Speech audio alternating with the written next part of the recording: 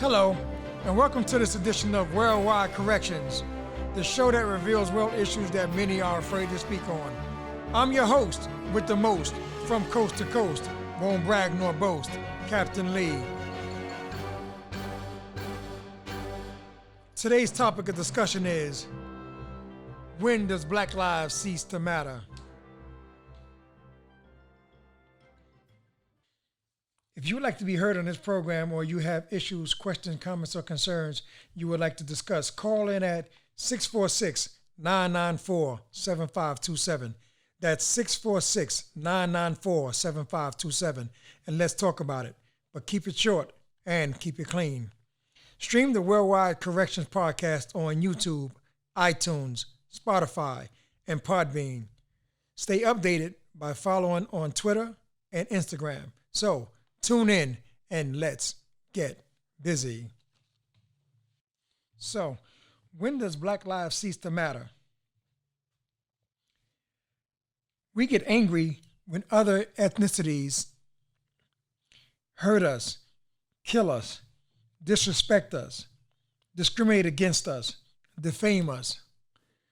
But time and time again, I see that we take time and effort to hurt ourselves, to defame ourselves, to disrespect ourselves, to hurt each other, to kill each other.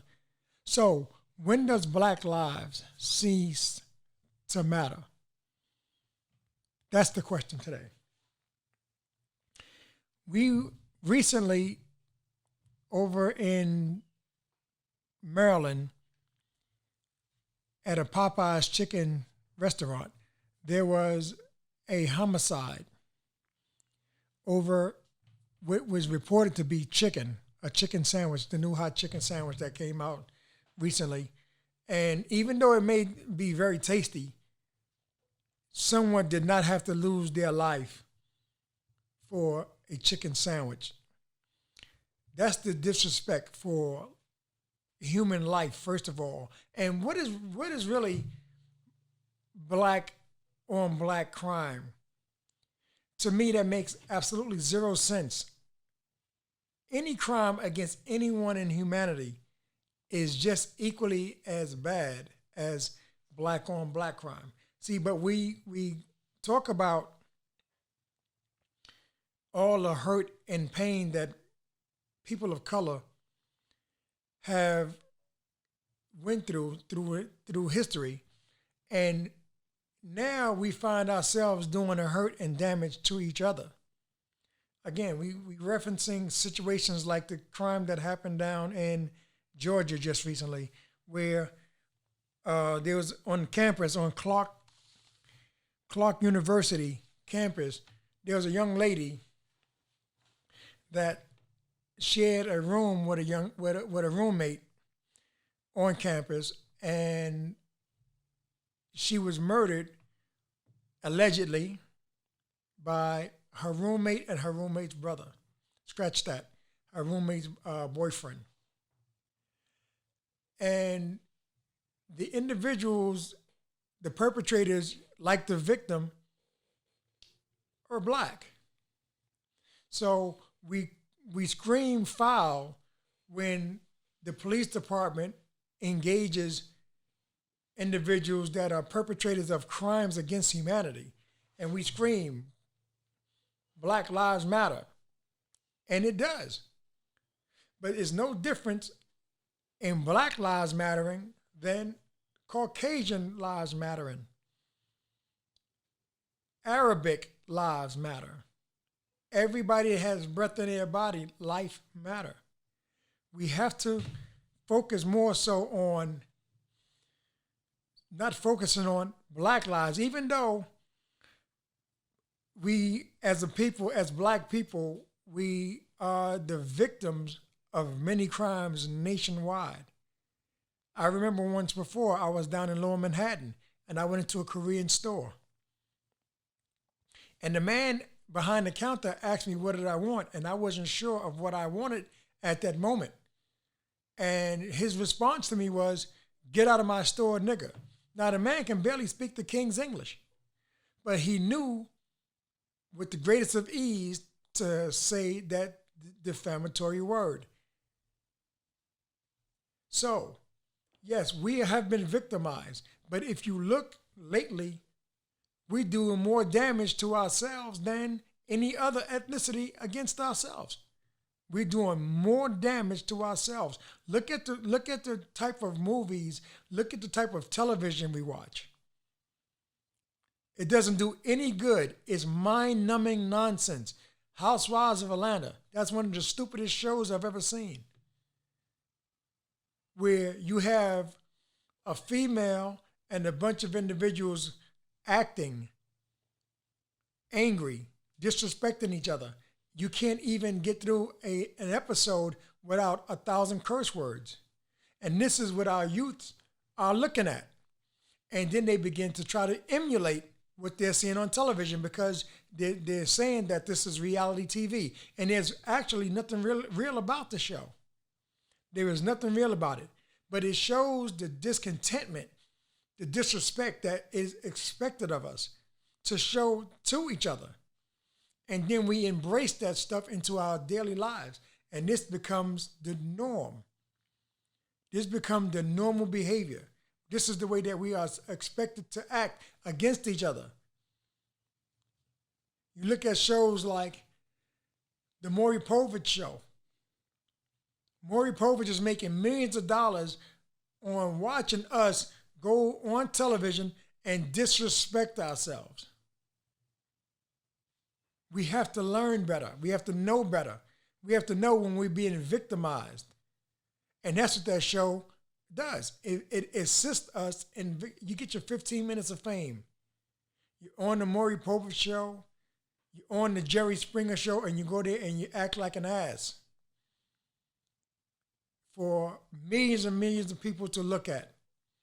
And if you look at the breakdown of the show, there's at least, I would say, I don't have the actual statistics on it, but I would say 90% of the individuals that's on the Maury Povich show, 90% of the individuals that are on Jerry Springer are approximately 90% black individuals. It is deplorable behavior. So we have to do better. We have to learn better. We can't constantly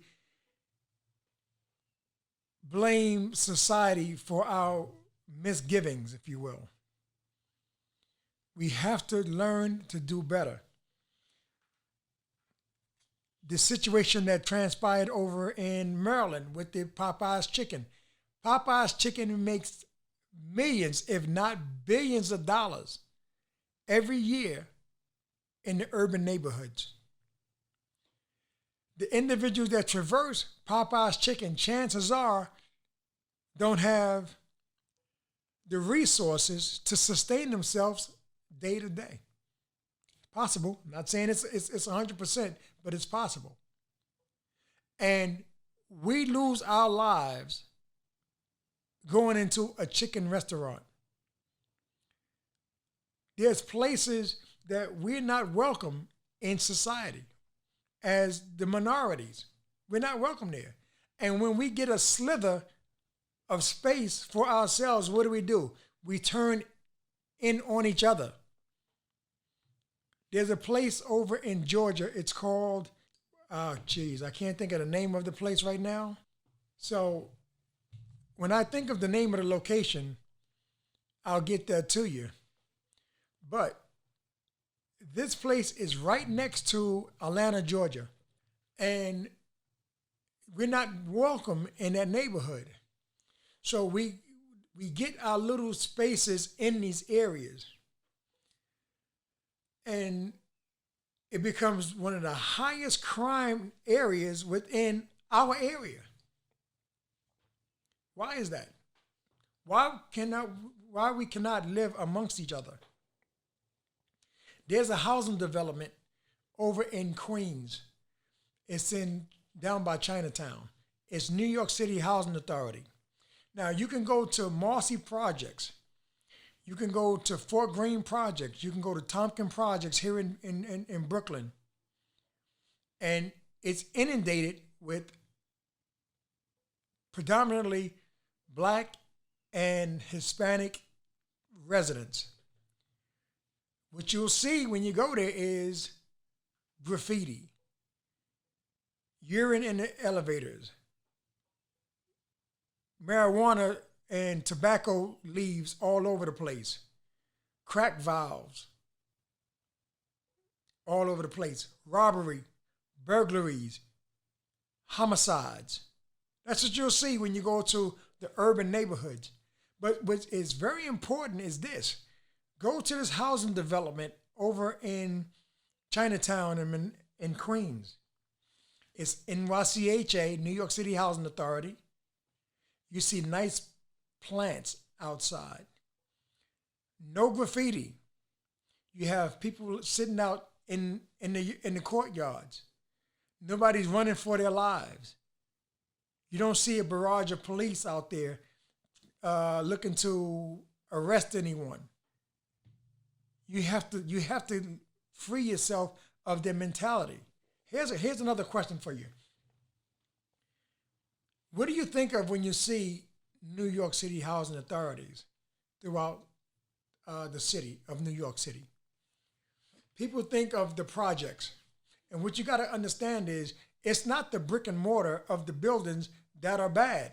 It's the people that's in the brick and mortar that make the housing developments bad. It gives it a negative stigma. But more importantly, here's another point for you. Why are they called the projects? Why are the projects called the projects? Is it because of the brick and mortar? Let me give you a little shock therapy here. It's not because of the brick and mortar. It's because the people that's in the housing developments, the people are the projects. That's what it is. And let me share something with you. The projects come by way of this. Let's get a group of people in the housing development. Let's give them cash. Let's pay their bills for them and keep them all in this area. What is the probability of growth in that one family? You're keeping people basically stagnated. They can't grow. Day to day, they stay in the home. They're fed. Their bills are paid for them. And that's as far as it goes. And then it becomes systemic because then they pass that down to their children. And then you have a generation of people that don't want to do anything. They got it easy, so they think. I have it easy. If I get sick, I have a Medicaid card. If I want to eat, I have a welfare card. And their whole existence is spent right in that area, right in that brick and mortar building. And then they pass it on to their children. And their children pass it on to their children. And subsequently, you have a race of individuals that are not taken serious in this society. And who are those people? Sadly enough, it's predominantly the black and Hispanics. It's time to wake up, ladies and gentlemen, and see what we're doing. We have to get a bird's eye view as to what's best for us. Killing us is not the answer. We have to learn to fight for us. But fighting, I'm not talking about with bricks and guns and knives. I'm talking about fighting intelligently. Reading is fundamental. So instead of being angry at Black Lives Mattering, which Black lives does matter, but all lives matter. Black lives matter, white lives matter, Asian lives matter, Indian lives matter, Arabic lives matter, everyone lives matter, police officers' lives matter. And if we can learn how to stop fighting each other and learn to live amongst each other, I think the world will be a better place. I just got some news just the other day that in my neighborhood, there's a possibility of an ethnic group moving in. And it was kind of hilarious and it's sad at the same time. One of my neighbors told me that there's a group of Mexicans that's going to be moving in on the block. And he said that it's about 30 Mexicans that's going to be moving into this one house. And he says sooner or later he's going to have to move. And that's kind of funny because ironically, when he moved on the block, another neighbor said something about him and his family moving onto the block. And these are the issues. These individuals already condemned. They're already condemned before they even move on the block and they have no idea. The racism starts automatically on the onset. So these are the problems that we're facing in society. Tune in to the show. If you have any questions, any comments, any concerns about this show, feel free to call in at 646-994-7527. If you have anything you want to talk about, if you have any questions, comments, or concerns about this show, and if I've said anything that was incorrect or you feel that was incorrect, give me a call. Let's talk about it. Also, you can stream the Worldwide Corrections Podcast on YouTube, iTunes, Spotify, and Podbean. And you can stay updated by following me on Twitter and Instagram. So, tune in, stay tuned, and still, let's get busy.